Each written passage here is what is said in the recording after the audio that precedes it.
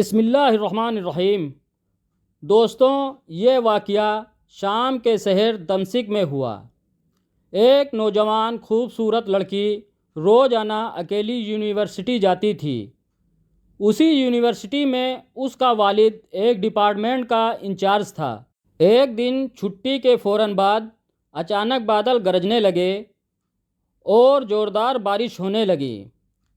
ہر کوئی جائے پناہ کی تلاش میں دوڑ رہا تھا۔ سردی کی شدت بڑھنے لگی۔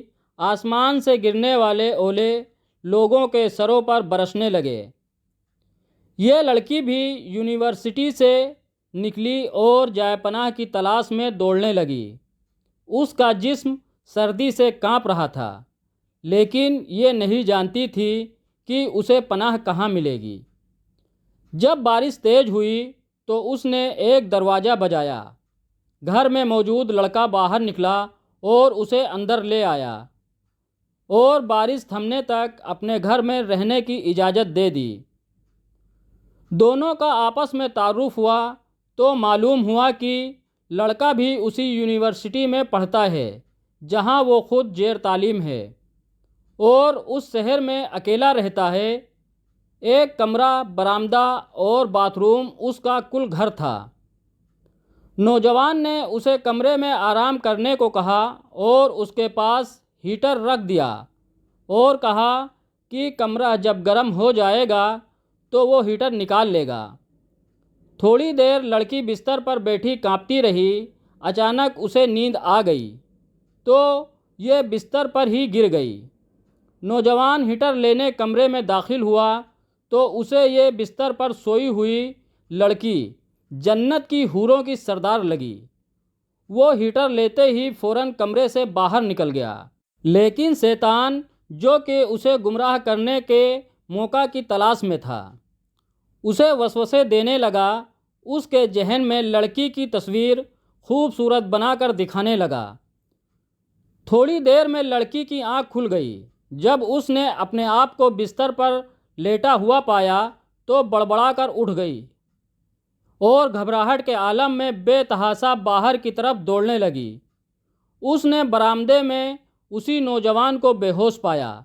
وہ انتہائی گھبراہٹ کی عالم میں گھر کی طرف دوڑنے لگی اور پیچھے مڑ کر بھی نہ دیکھا، یہاں تک کہ اپنے گھر پہنچ کر باپ کی گود میں سر رکھ دیا، جو کہ پوری رات اسے شہر کے ہر کونے میں تلاش کرتا رہا تھا۔ اس نے باپ کو تمام واقعات من معان سنا دیے اور اسے قسم کھا کر کہا کہ میں نہیں جانتی جس عرصہ میں میری آنکھ لگی کیا ہوا، میرے ساتھ کیا کیا گیا، کچھ نہیں پتا۔ تو اس کا باپ انتہائی غصے کے عالم میں اٹھا اور یونیورسٹی پہنچ گیا اور اس دن غیر حاضر ہونے والے طلباء کے بارے میں پوچھا تو پتہ لگا کہ ایک لڑکا شہر سے باہر گیا ہے اور ایک بیمار ہے، اسپتال میں داخل ہے۔ باپ اسپتال پہنچ گیا تاکہ اس نوجوان کو تلاش کرے اور اس سے اپنی بیٹی کا انتقام لے۔ اسپتال میں اس کی تلاش کے بعد جب اس کے کمرے میں پہنچا تو اسے اس حالت میں پایا کہ اس کی دونوں ہاتھوں کی انگلیاں پٹیوں سے بندھی ہوئی تھیں۔ اس نے ڈاکٹر سے اس مریض کے بارے میں پوچھا تو ڈاکٹر نے بتایا جب یہ ہمارے پاس لایا گیا تو اس کے دونوں ہاتھ جلے ہوئے تھے۔ باپ نے نوجوان سے کہا کہ تمہیں اللہ کی قسم ہے، مجھے بتاؤ کہ تمہیں کیا ہوا ہے۔ باپ نے اپنا تعارف نہیں کروایا۔ وہ بولا، ایک لڑکی کل رات بارش سے بچتی ہوئی میرے پاس پناہ لینے کے لیے آئی۔ میں نے اسے اپنے کمرے میں پناہ تو دے دی، لیکن شیطان مجھے اس کے بارے میں پھسلانے لگا تو میں اس کے کمرے میں ہیٹر لینے کے بہانے داخل ہوا۔ وہ سوئی ہوئی لڑکی مجھے جنت کی حور لگی۔ میں فوراً باہر نکل آیا، لیکن شیطان مجھے مسلسل اس کے بارے میں پھسلاتا رہا اور غلط خیالات میرے ذہن میں آتے رہے۔ تو جب بھی شیطان مجھے برائی پر اکساتا میں اپنی انگلی آگ میں جلاتا تاکہ جہنم کی آگ اور اس کے عذاب کو یاد کروں اور اپنے نفس کو برائی سے باز رکھ سکوں۔ یہاں تک کہ میری ساری انگلیاں جل گئیں اور میں بے ہوش ہو گیا۔ مجھے نہیں پتہ کہ میں اسپتال کیسے پہنچا۔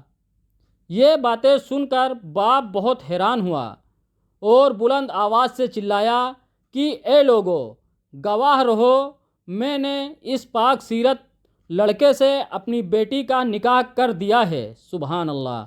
یہ ہے اللہ سے ڈرنے والوں کا ذکر۔ اگر اللہ کا خوف نہ ہوتا تو اس لڑکی کی عزت محفوظ نہ رہ سکتی۔ جو بھی لڑکا یا لڑکی ناجائز تعلقات قائم کرتے ہیں یا غیر شرعی دوستیاں یا محبتیں کرتے ہیں تو وہ اپنے اس برے فعل کو چھپانے کی حتی الامکان کوشش کرتے ہیں۔